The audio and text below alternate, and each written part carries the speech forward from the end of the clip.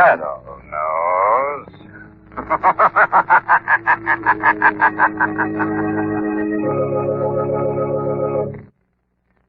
Once again, we bring you the thrilling adventures of the Shadow, the hard and relentless fight of one man against the forces of evil. These dramatizations are designed to demonstrate forcibly to old and young alike that crime does not pay. Last year, in 1948, the American people ordered nearly 3 million care packages to be delivered to needy people overseas. Perhaps you were one of those who sent care packages. At any rate, we all know the tremendous need for food and clothing that still exists in war-torn countries. And that means right now, a child or a family overseas needs your help. CARE provides the maximum amount of food for the cost in its 23-pound food package, and delivery is guaranteed. Total cost of CARE food or clothing textile package is $10. You may send your order to Non-Profit Care, 50 Broad Street, New York City, New York. And now, The Shadow.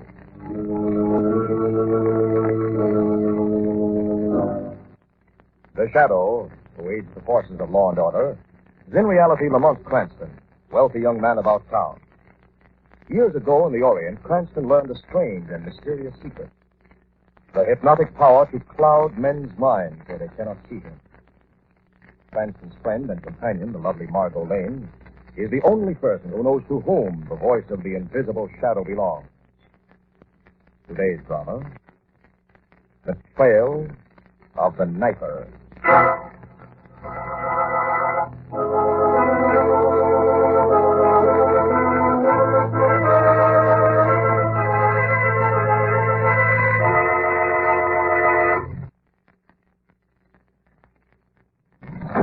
What was that? Who's there? Who is it?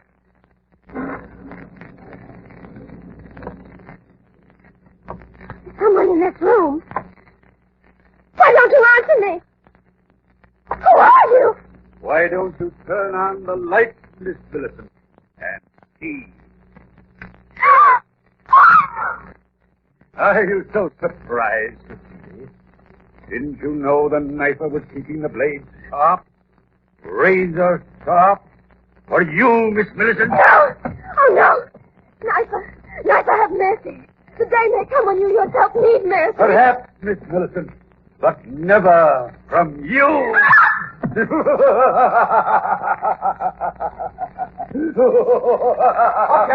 that'll do. Just a couple of suggestions and the cast can break for the day.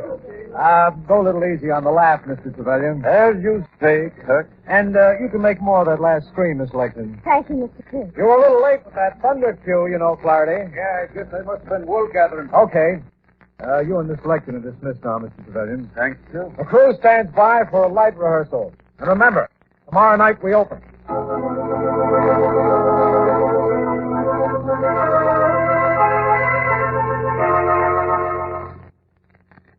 And that was the last rehearsal of the revival of The Trail of the Knifer, featuring the inimitable Trevelyan, aging star of horror plays of yesteryear. In spite of a series of mysterious mishaps during rehearsals, producer Edmund Gerard was hoping desperately for a Broadway hit. Until on opening night, Richard Kirk, his brilliant young director, walked into his office. Miss Gerard, I've asked Mr. Trevelyan and Miss Lexington to stop in here on their way to their dressing rooms in case you have any last-minute suggestions. Oh, well, thanks, Kirk. Well, what'd you think of the dress rehearsal yesterday? It was all right. All right. I thought it was great. I'm sorry, Kirk. It was great. As a director, you've done a magnificent job in the face of all the bad luck we've hit with this production. Well, it'll be okay now. Kirk, I don't think so. Okay, even if you don't. Opening night is no time to be depressed. Boy, I know this will startle you, but I'm seriously thinking of calling off the whole production. What? I've got a feeling. A feeling that we'll regret it to the end of our days if we don't. Nonsense. Look, I've sweated blood over this deal, and we're going through with it. What in the world's gotten into you? Look, lad, last week at an auction, I bought the original copy of this play of ours, The Trail of the Knifer. Yes? Well, I haven't had time to glance at it, as you can well imagine. But last night, I took time and Well, I found this handwritten note attached to the title page. Well, who wrote it? The author himself, obviously. Warning. It is my regrettable duty to inform all future producers that this play is a highly dangerous vehicle. Improbable as it may seem, the leading character is likely to come to life and create havoc with a weapon that has nothing to do with the harmless make-believe of the kid. What in the world does this mean? I don't know, and I don't like to guess. Well, you're surely not going to let it upset you. It already has. I don't know why, but it fills me with a sense of terror, Kirk. Unaccountable and uncontrollable terror. Who is that? A member of the cast, probably. Oh, Miss Legdon, what's your name? Thank you, Mr. Kirk. Mr. Kirk thought you might have some suggestions to make about my performance, Mrs. Durand. Why, no. No, I don't have. I think your work is excellent. However, Well, Miss Legdon, I'm considering the possibility of canceling the Tale of the Night. Mr. Durand. Well, you're not canceling it. What about the backers' money? The backers will understand. They know me as a dependable man. We're going on with this play, Gerard, and that's all there is to it. There have been some mishaps, okay, so there have, but we beat them all. And now, by Jupiter, we're going to finish the job and get all the fame and glory we can out of it. Bravo, Kirk. That's about the first intelligent remark I've heard from your ruby lips since this little opus got underway. Thanks for the insult. I thought perhaps our producer here might get cold feet. Surprised he hasn't gotten them long ago, what with one thing and another. But I have a taste for the part I'm playing, and short of a tornado hitting the theater, I intend to execute it before an audience of my peers. Now, see here, Mr. Gerard thinks we should. Shut up, you impediment squirt. Trevelyan, is that the courtesy of the theater? This young female is as out of place in the theater as I would be in a broad jump meet. Now, just a minute. I happen to know a little something about your business. A very little something, Mr. Gerard. A very little something indeed. If you think that a man of my talent and integrity would give up this magnificent opportunity because of a few trifling setbacks. A happy opening to you, Mr. Gerard and Mr. Kirk. And I will see you on stage, Miss Legdon. I'm very sorry, Miss Legdon. That's quite all right. Where are you going, dear? To my dressing room. Don't let that old egotist upset you, Miss Legdon. I'll try not to. How do you like that vicious old ham? I'm not sure he's vicious, Kirk. Even an old-timer like Trevelyan can get upset with the sort of trouble we've had. Oh, nuts. Just don't show him that note you found. I'd never do anything quite so foolish. Where is it, by the way? Oh, I've got it right here in my pocket. Just a moment. Yes, Flaherty, what is it? There's a Miss Lynn here to see Mr. Gerard. Huh? Says he asked her and Mr. Cranston to come backstage. Oh, yes, Flaherty. Send her in. Okay. Am I late, Mr. Gerard? No, not at all. Oh, you know our director, Miss Kirk, don't you, Miss Lane? Yes, of course. Nice to see you again, Miss Lane. So where's Cranston? Well, he phoned and said he'd be the same, but he'll be along in a few minutes. He is coming. He wouldn't miss it for the world. Lamont thinks an opening night is about the most exciting thing. What's that? Trevelyan. Well, what's it all about? Fight. I told him to take it easy on that laugh during rehearsals, and now he's sore. I'll go on up to the dressing room and talk to him. Right. See you, Miss Lane.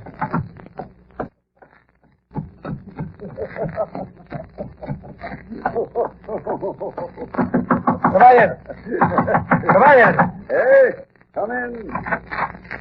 Now, look, Trevelyan, I told you yesterday to go easy on your throat. Now, I'm telling you again, and for the last time, cut it out. Just who do you think you are talking to? I happen to be the director of this show. Do you know what I think of you, Mr. Kirk? Let's change the act. This time I'll tell you what I think of you. You're an insufferable, broken-down old ham-bone who could be replaced by any cut-rate agent in town like that. You untalented young swine. You snapped your fingers in my face. Thanks for telling me, Trevelyan. I thought it was the ruins of Pompeii. Why, Save your shame, Sangali. From now on, you follow orders or I'll bounce you out on your varicose ear. And we'll hold him for a beat, that turkey-necked windbag. All I need is one more run-in with him and then... Well, what do you want? Excuse me. Excuse me. Well, look, get out of my way, will you? You're not actually trying to scare me with that phony pop, are you? That trick knife wouldn't cut hot butter. It wouldn't cut hot butter. Gerard. Gerard! Gerard!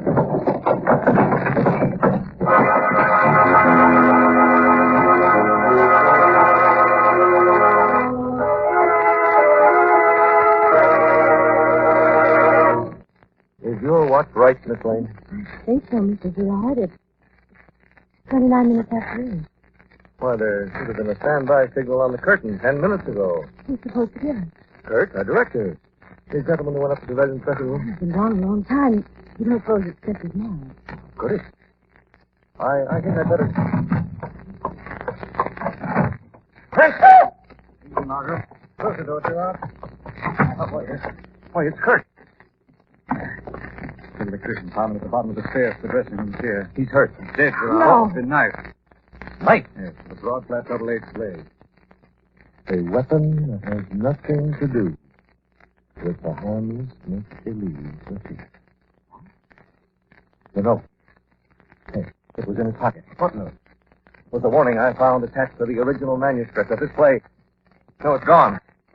Where is it? Well, they'll probably put it for a souvenir. Then it started. It's really happening. What is? I'll explain to you later.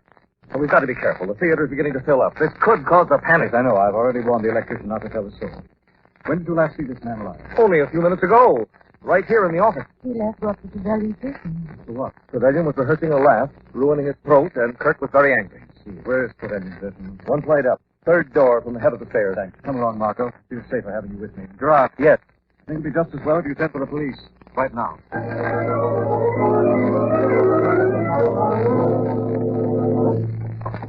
This is it, Lamont. Third from the head of the stairs. Trevelyan! Trevelyan! Yes, Trevelyan? Me? No, I'm Faraday, the stage manager. And who, may I ask, gave you the permission to go crashing around backstage? Mr. Gerard did. If you've no objections. Any more questions? No, sir. Then I'll ask a few. What are you doing in this dressing room? I just came up to check Trevelyan's prop. Prop? Yes, sir. The pipe he smokes in the first act, the knife he uses for the murder. Knife he uses. It's a medicine. Hurt has, sir, if you'd be interested. I would be. Had to be pretty careful designing that thing. Trevelyan's a very realistic actor, and when he stabs... How did he this knife get up here? I brought it up myself in the top room after rehearsal yesterday. Now, you see how it works? The blade goes up in the hand. It does. Yes, sir. Look again. What do you mean? I mean, this is the real article. Slaughter a buffalo with a weapon like this. Where in the world did it come from? That's easy. You can buy them by the dozen in any pawn shop. The question is, why did you bring it up here yesterday? I didn't know it was nothing so dangerous, sir. Oh, hello, Miss Lake. I've been looking everywhere for what's the matter, Mr. Kirk. I saw him lying on the couch in Mr. Gerard's office. I thought he was sleeping. I touched him before I realized that he was dead. I found Kirk at the bottom of the stairs a few minutes ago, stabbed to death. What was supposed to be a prop knife with a phony blade. A knife identical to the weapon Flaherty brought up from the prop room. And I don't think even Flaherty would try to deny it, would you, Flaherty? Where's he? He's standing right there in the grass. Had the courtesy to say goodbye. You could probably find him at Donahue. Donnie. It's a bar and grill up the alley where the crew congregates. Thanks. Shall I go along with I think you'll be safer here than with me, Margot. Stay with Miss Lakeland. And when Gerard comes back, find out if he got that call through to the police.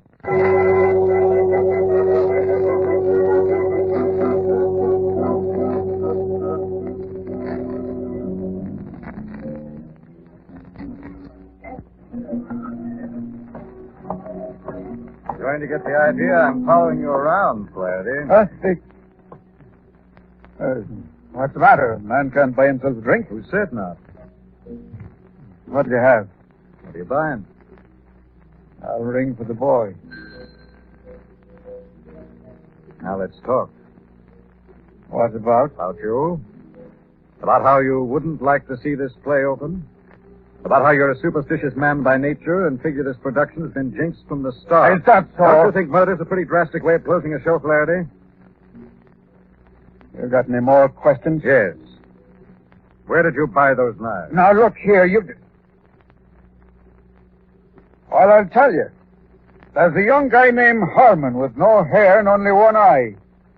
What's his last name? Ah, that'll be telling. Now, this Herman, you see, is a strictly tough egg. He's a mean Herman is. For a fin, he'd break a bottle over the back of your head as fast as he'd look at you. Yes, where's he now? Oh, Herman? Yes. He's standing right behind you with an empty fist in his mitten. If you budge a muscle, you're done. What are you talking about? Just what I said. I do.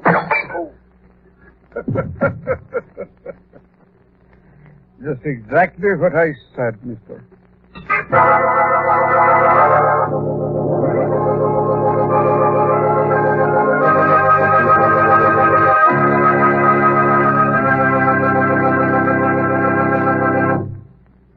We'll return to the shadow in just a minute. We Americans have a healthy attitude about our government. We are never satisfied with it. Our best minds spend a lot of time figuring out how to improve our democracy, how to strengthen it. And lately, a lot of these smart people agree that we've been overlooking one mighty important fact. And that is that, like charity, democracy begins at home. Think about that a minute and you'll see the wisdom of it. Who is the biggest influence in a child's formative years? His parents. Where does he get his training, ideas, values, his prejudices? From his parents. It's no exaggeration to say that the future of America is in the hands of you mothers and fathers. It's up to you parents to set an example, to teach good citizenship, to make democracy live right in the family. And here are just a few ways to do it. Think of your children as individuals and treat them that way. Respect their opinions. Give them responsibilities and duties within the family. Develop a team spirit. Let the children help make minor family decisions. That's the surest way to teach the democratic conception of the dignity of the individual. Freedom is everybody's job. Back now to the shadow.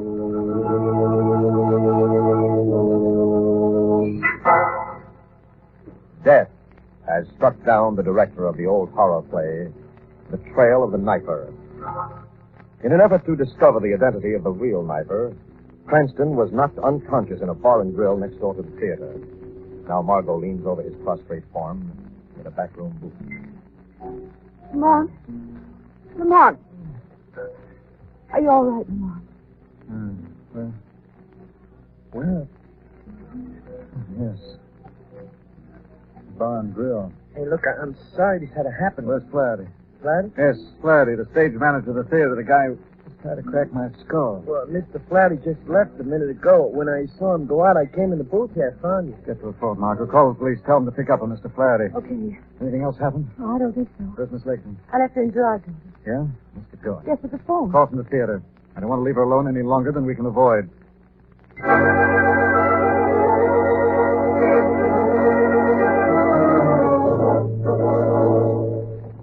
Lakeman.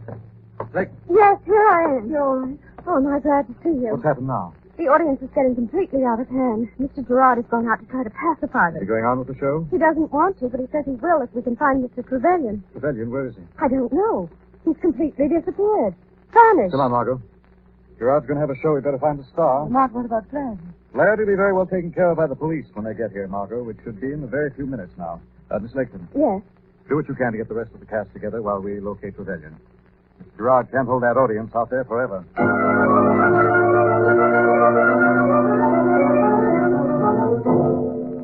Grip, you see Mr. Trevelyan? Trevelyan, no, sir. Where could he be?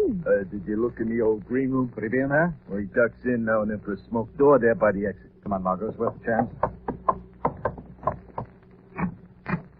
Trevelyan? Trevelyan? There's nobody here. Excuse. We've covered the entire backstage. Oh, Lamont, look. What is it? Old playbills, dozens of them. And these must be 50 years old, Lamont. Look, there's one.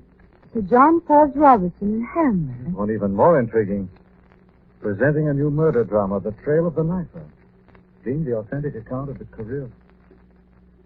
Wait a minute, what do you know? What is it? Close the door. I want to get you to look at this. Right. Listen to this, Margot. Being the authentic account of the career of the condemned murderer, Wilhelm Beinstadt, whose crimes terrorized this city in the past winter. That would be the winter of 1923, judging by the date. What does it mean? It means that this play was based on the real-life story of Wilhelm Beinstadt, a killer of bygone days. So? Look, my girl, murderers in general, and I see no reason to accept Mr. Beinstadt, show no particular desire to have their stories revealed to the general public. Hey, Mr. Krantz, Major. Yes. Well, there's somebody to see you out back. See me? Who is it? Flaherty. Flaherty? Why didn't he come himself instead of sending you? He couldn't come himself, Mr. Krantz. He's got a knife in his back and he's dying.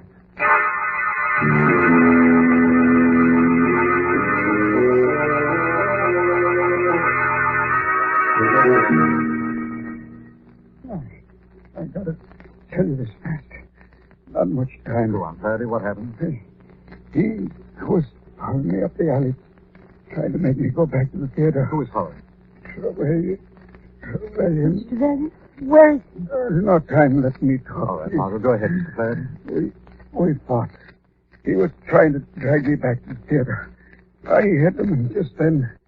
Yes? He let me have it with the knife. Knife? Where's Trevelyan now? I don't know. Maybe down below. Down below. Below what? Below what, Flaherty? In 1939, we did Faust and... Flaherty. What does he mean by Faust? Clear-headed to the end, Flaherty. He was right. We did do Faust here in 39. Anything special about the production? No, nothing but hard work.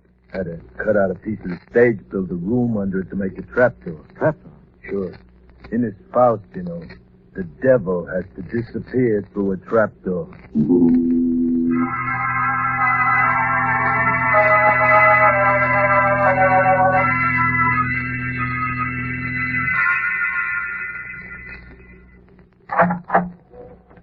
Who's that? Who's there? It's me, Mr. Trevelyan. Miss Legson. What are you doing down here? We've been looking everywhere for you, Mr. Trevelyan. I had heard about the trap door under the stage, so I came down here just on the chance. I hope you're satisfied now that you've found me, Miss Legton.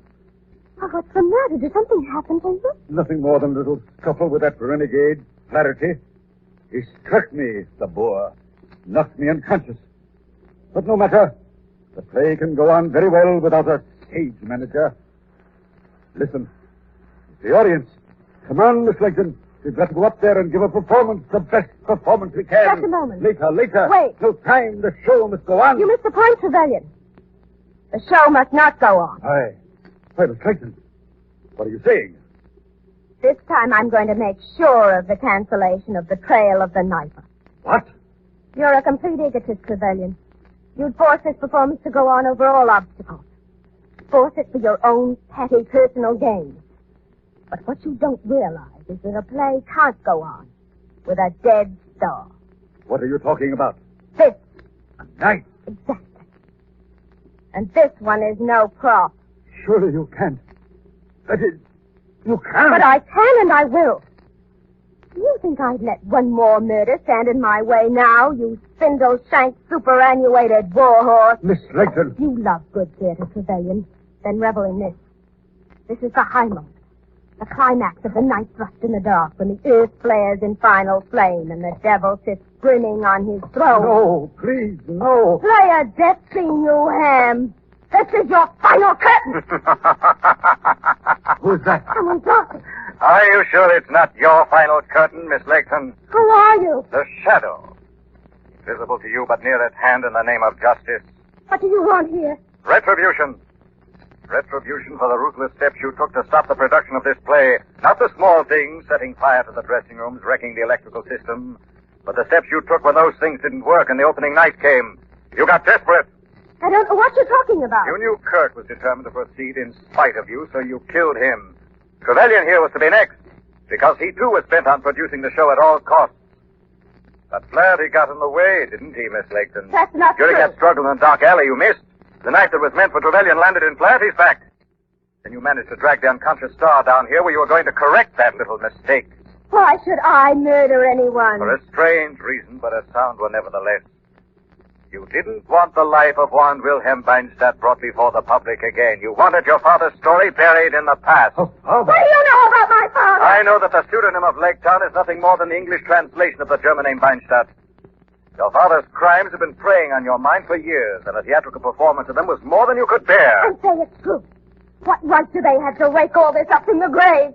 To make me live it all over again in all its ugly, miserable horror. What right did you have to take their lives? The same right my father had. And I'll keep on taking lives until his name is buried once and for all. Now listen to me. Once and for all, I said. Come back here. The theater's surrounded.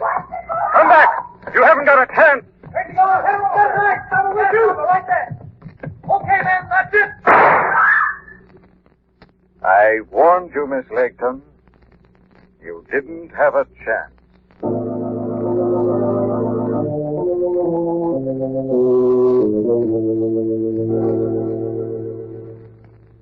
Sure, it was Miss Legton all along who was trying to stop the production. Miss Feinstadt, Margot. The infamous daughter of an infamous murderer. Miss Feinstadt found she couldn't stop the production with a series of accidents. She got desperate, is that it? Exactly. Kirk and Trevelyan were determined to go on with the show, so in a crazy last-ditch effort, she killed Kirk and tried to murder Trevelyan. Poor Flaherty, of course, who actually didn't want the show to go on either, was killed for his trouble. Not exactly a successful opening. It's pretty terrifying, actually. Too bad about the audience. Well, they got their money back. But they came to see a play, and there wasn't any. Yes, there was, Margot. Not on the stage, but there was a drama. Powerful and tragic. Only like most real-life dramas, it was done without lights, without music, and without benefit of audience.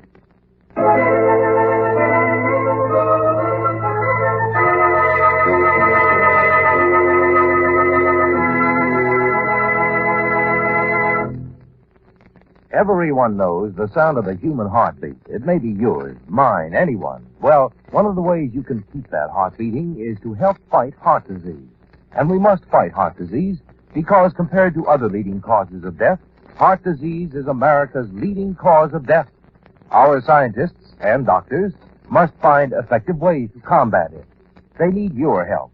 Yes, your dimes and dollars can furnish the necessary research, the education and community effort in this all-out fight against heart diseases. So, when you're asked to give to the American Heart Association, give and give generously. Open your heart. Fight heart disease. Now, once again, back to the shadow.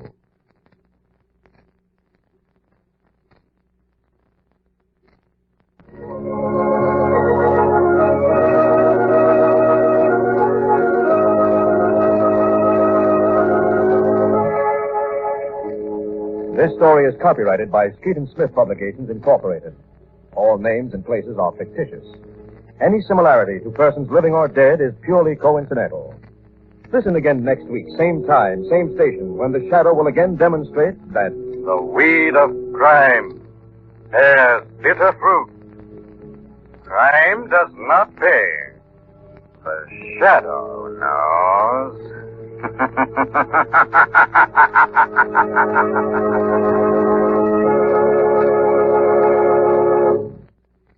Next week, same time, same station, we bring you another strange and thrilling adventure of the Shadow's daring battle against the forces of evil. The part of Lamont Cranston was played by Brett Morrison, Margot by Grace Matthews. This program came to you from New York. Stay tuned now for Quick as a Flash. This is the Mutual Don Lee Broadcasting System.